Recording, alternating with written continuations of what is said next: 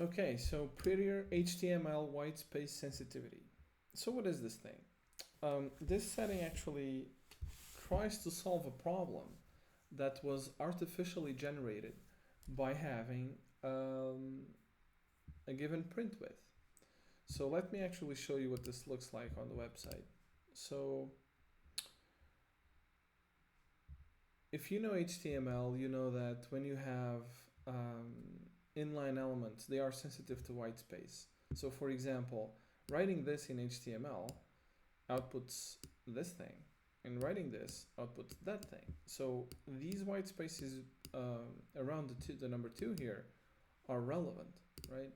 Which means that Prettier cannot just format something, a line like this, and A is also an inline element, into something like this, because you would be adding spaces before this word and spaces after the point, right, the dot.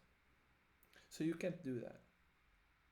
But this is actually an artificial problem because it's only a problem if you have a certain print width, right?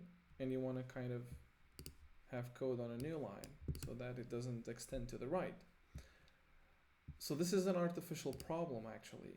And what we will actually do is we're going to have a print width that we will never reach, so we will completely ignore any print width, and this problem doesn't show up anymore, which means we don't need a solution, which means that if we have an inline element in which we want to insert white spaces, we just insert white spaces, and if we don't, we don't.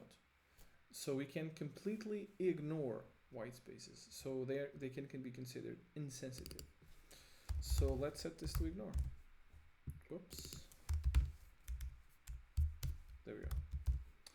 And this is my preferred option for this particular setting.